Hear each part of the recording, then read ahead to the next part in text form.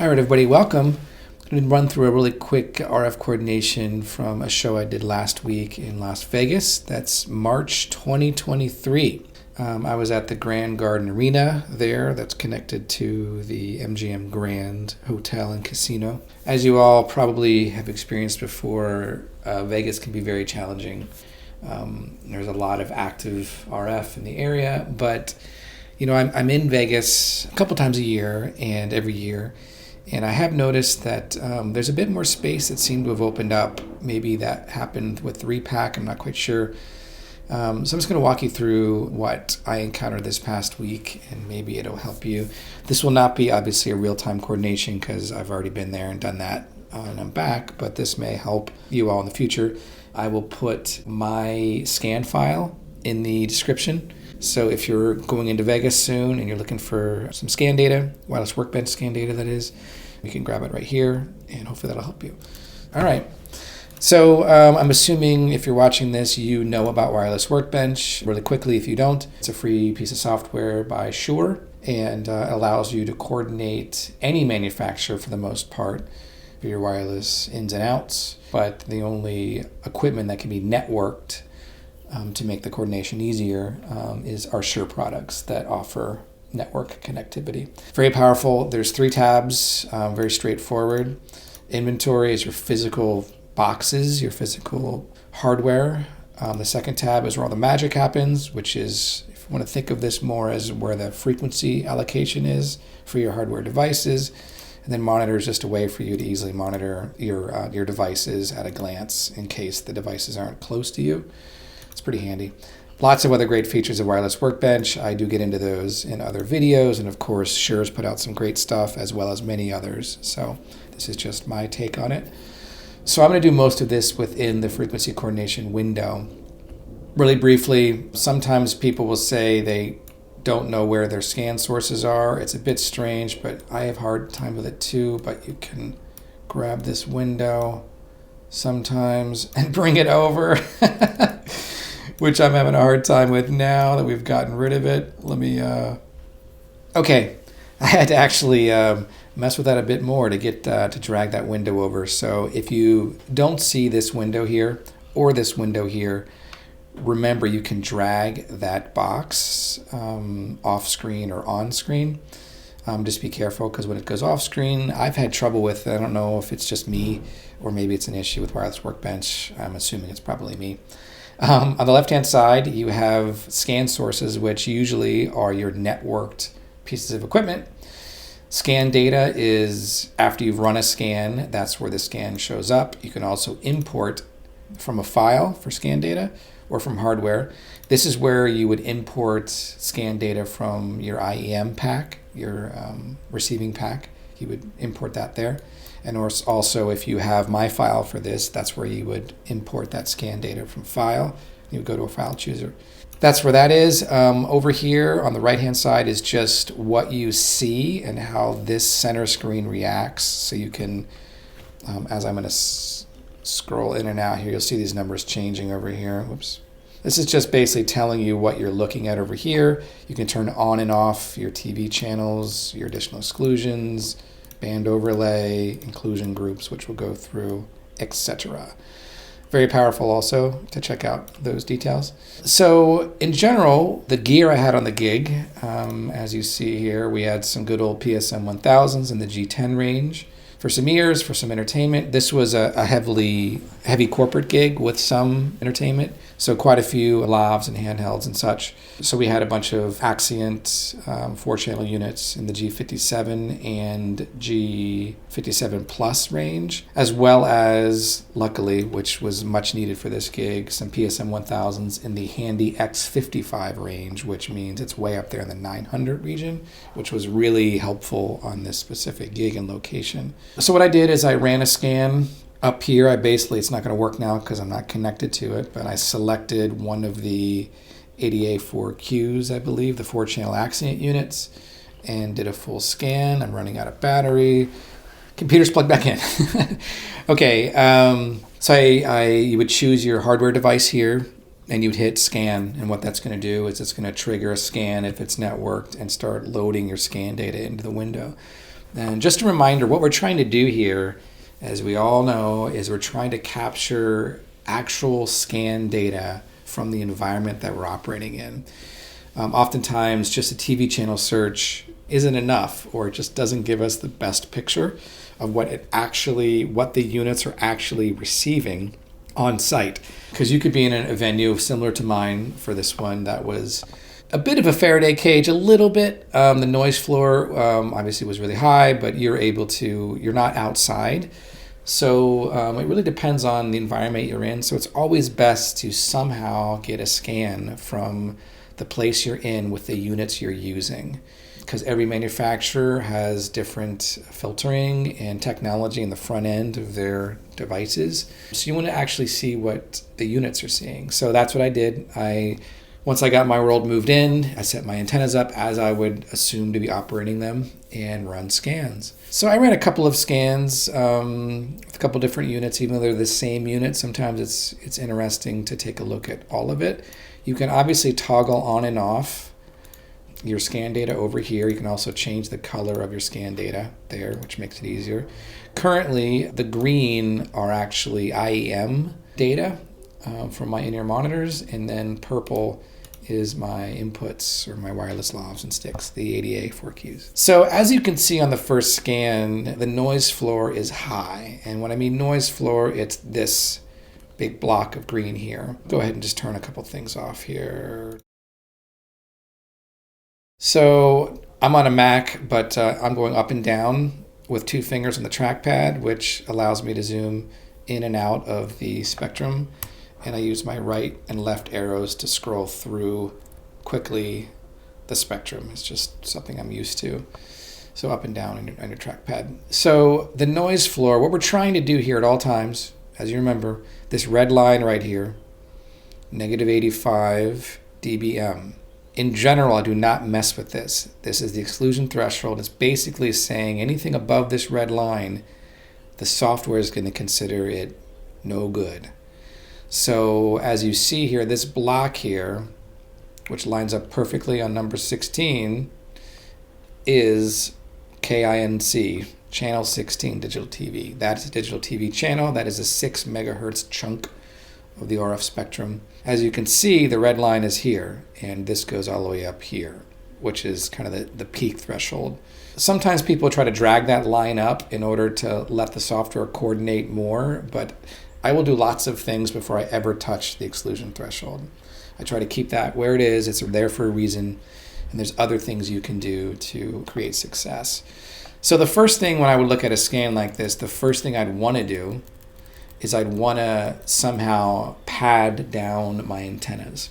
There's a bit of confusion about the whole padding thing, but it's very powerful. The whole purpose here is to try to reduce the noise floor and create as much signal to noise as we can for our microphones. We're trying to get a healthy signal from our transmitters above the -85 line and above the noise as high as possible. When you introduce a pad, and what I'm talking about usually, there's a couple ways to do it actually, many ways, but easiest way is if you're using Shure antennas, I think it's the UA845s, I think. There's actually an active RF amplifier on the antenna, and you can add gain, which once again, gain is to make up for cable loss, not really range, but cable loss. If you have 100 foot of cable, of coax, introduce some gain on the antenna side to overcome the loss of the cable.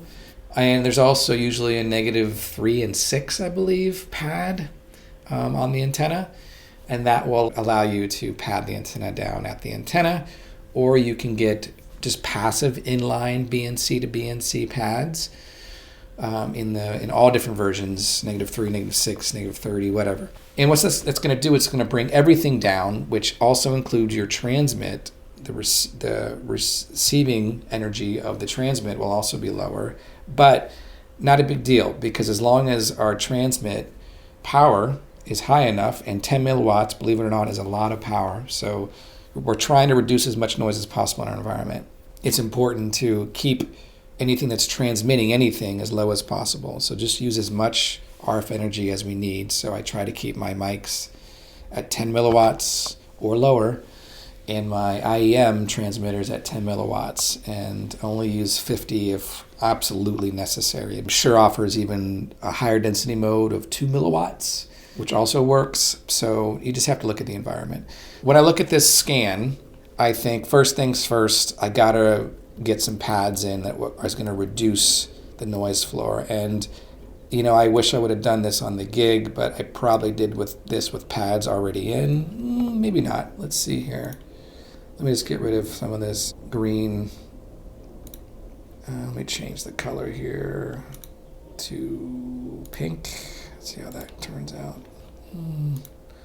I'm a bit colorblind, so it's hard for me sometimes to see. We'll make it orange. So it looks like chances are the orange is after the pad and the purple is without pad. So as you can see, I'll just move this up. It's very hard to see that, but as you can see, the peaks are right there-ish or so, and I'm going to put a pad in, and boom, it knocks me down quite a bit. Keep that in mind. I did the same thing on the in-ear packs. So on the packs themselves, if you scroll to in the menu to radio, you'll see RF pad, and you can actually introduce a pad on the pack. Because remember, the IEMs, the receiver is the pack, not the transmitting rack unit. That's the transmitter. So we're trying to get data from the pack. What I did is do a full scan with the IEM PSM 1000, and then I go to the transmitter, the rack unit. I hit sync, spectrum, sync scan, and I hold up the pack to the IR receiver, and it loads the scan data from the pack onto the receiver, and then I can get, onto the transmitter, and then I can get the data from the pack into this software, and that's what this green is.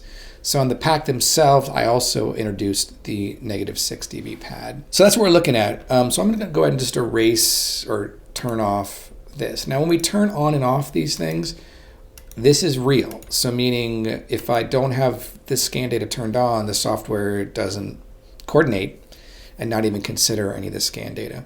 So I'm going to turn off the purple, and I'm going to change the color of the green a little bit here to something different. Cool. All right, so we have our scan data's in. I'm looking.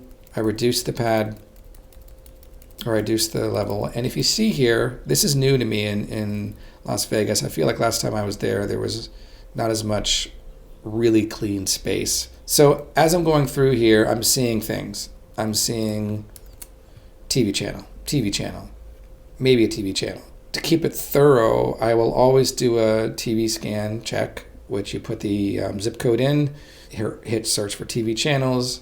Shure is now, as long as you have an internet connection, it's going to query a database and bring back the most recent information. It'll auto-populate all of this for you, and it shows you how far away it is and the transmit power, etc. Once again, it's best to look at the scan data. Another powerful feature of the TV channel is to easily exclude areas of the spectrum that look like TV channels. So you see here, I've got lots of areas, 23 to 28, that I selected myself because that doesn't look good. I'd rather not put stuff there, or 25. Like the noise floor is too high, something else is going on there. I don't know what it is, but I don't want to risk it. Like even right here, I could put microphones for Shure or IEMs in 23, but this signal to noise is not, it's not enough for me. Like I've done it, but if there's an option to not do it, good. So I went ahead in TV channels and just said, yeah, exclude all those too. So I'm going to turn TV channels back on. So TV channels are on the right here in red, and once again, you can change the color if you want. I'm just staying out of all that. That just looks not great to me. 27, 28, definitely an option. On this gig, I don't think I needed it, so I didn't go for it. And then look at this beautiful space we have in Las Vegas. Boom, 31, yep. All this, amazing, even more amazing.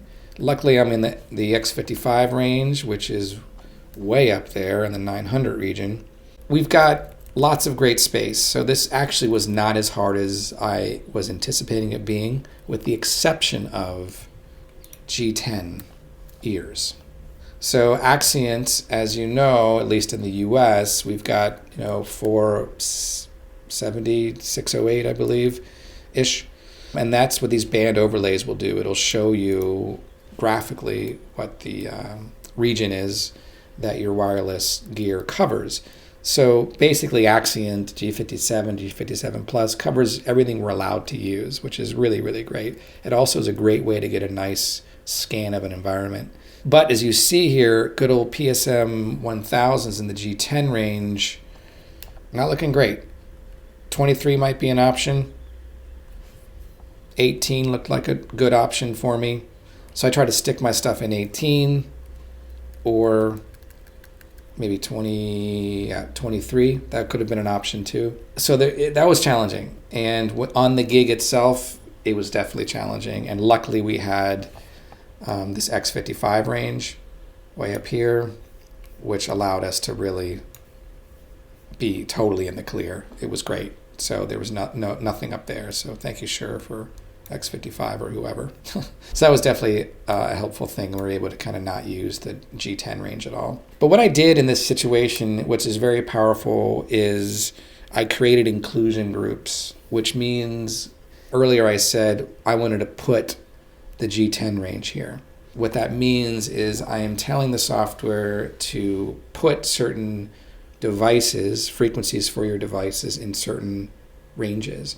And you can get very, very specific with where you put things. And I've really gotten pretty nerdy with that over the years, just trying to find slots. So like if I was on a really difficult gig, I may create an inclusion group right here. I may take like a megahertz out and say, put this here or in this dip here. So the way you create inclusion groups is go to inclusion group. This is how I do it exactly. I go here, inclusion list, boom. If you were doing this from the beginning, you would hit plus sign and create a list. I created a group, an IEM group and a mic group. And if you click on this same thing, you hit the plus sign. I said IEM group, I want to put in 18. This really should be called IEM 18 G10. I'm saying I want to put the G10s in 18, and I'm defining a range, and you can actually alter these numbers all you want. So if you wanted to make a little sliver, you can make a sliver, so you can do a specific single frequency or a range, etc. And then I said I wanted to put the mics far away, obviously, but also within a certain range. So I created an IEM 18 group and a mics 31 to 38 group. Oops. Cool. So I'm going to turn on inclusion groups right now. Right now, inclusion groups is gray. You see, I'm going to kind of toggle that on and off. I'm going to get rid of this band overlay. That's the 18 inclusion group. And then, boom, kind of grayed out area. That's the next inclusion group. Now, even though I created an inclusion group that covers all this area that I already excluded with the TV channels, it's just a fast way to get a big range together quickly without having to go one by one. So I'm basically saying put all the microphones in this area. Don't put any of the microphones anywhere here, because if we wouldn't have said that's a TV channel, or if I would have said keep this open even though I've got my ears here, it would calculate and put microphones next to ears right there if it found space. And it's just a reminder, best practice is to keep your ears at least 3 megahertz or so away from your mics if possible. I've done that before in my other videos. Quick way to do it is just to add frequencies into your coordination space, but only bring your ears in first, because those are the hardest to coordinate. Coordinate those, lock them, and then bring in your microphones, and that helps you coordinate a bit cleaner and keep everything kind of away from each other. In this case, I didn't need to do that for space reasons, because there's plenty of space in between our transmitters and our receivers, our ears and our mics. But in order to get G10 to coordinate only within 18 only, and not try to slot it in over here on 19 or something, I just created an inclusion group. One gotcha with inclusion groups is, and maybe there's a better way to do this, maybe someone can let me know. After I've created the inclusion group, I'll actually go over here to inventory first, remember over here, and I selected whatever, all of those, went to coordination, and then chose the inclusion group there, and then brought the frequencies in over here. Yeah, you can do it here now. So cool. So I think that's maybe a new feature. Don't know. So another way you can do it, obviously, is just select that unit and say, I want that to be an inclusion group, whatever, or take it out of an inclusion group. So that's super handy. And that's it. I don't choose, there's a preference where you can have Wireless Workbench go ahead and coordinate automatic backup frequencies here. I don't do that currently, and maybe I should, but I'm just gotten so used to just right-clicking on whatever PSM 1000, and then this is actually a button here. You don't have to type in a number. You can just hit the button, and that'll add another frequency there. Yellow means there's no frequency that's been given yet. Green means it's been analyzed and good. I'm going to delete that freak because we don't need it. So as you see here, make this a little bit easier to read. We got our PSM in our G10 range. I got my mics, G57. And if you notice, the numbers after this are saying the inclusion group that it's in. Right click, inclusion group. It's already in it. And I would hit calculate, and it would give me frequencies, and I would go through and I'd look and say, oh, that looks fine, that looks fine, that looks fine. Or maybe there's a frequency that's like, I'd rather that be somewhere else.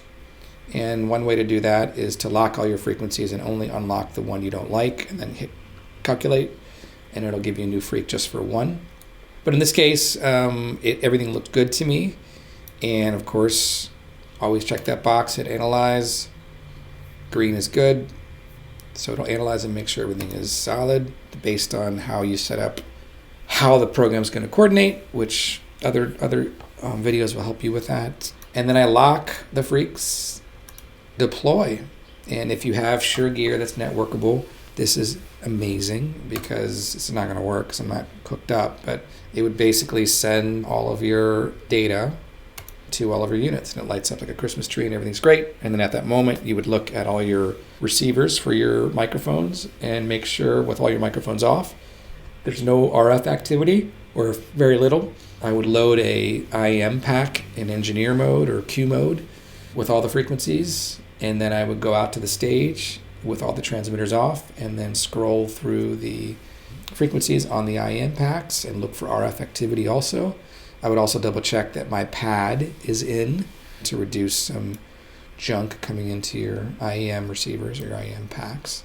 And that's it. Vegas wasn't that bad this year. You can definitely realize even more space if, for example, on 23 here, we may even try to pad down our antennas more and try to get rid of more of that noise because we got plenty of power to transmit.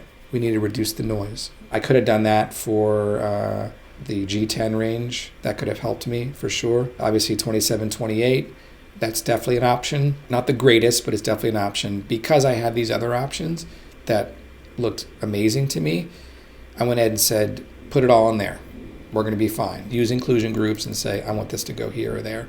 And that's it. Once again, the scan data, which is over here, I will export this. I'll link in the description so you can download that. Any more questions, just hit me up here wherever you're watching this. Check out soundnerdsunite.org. Find me there. I hope this helps. Have a great day.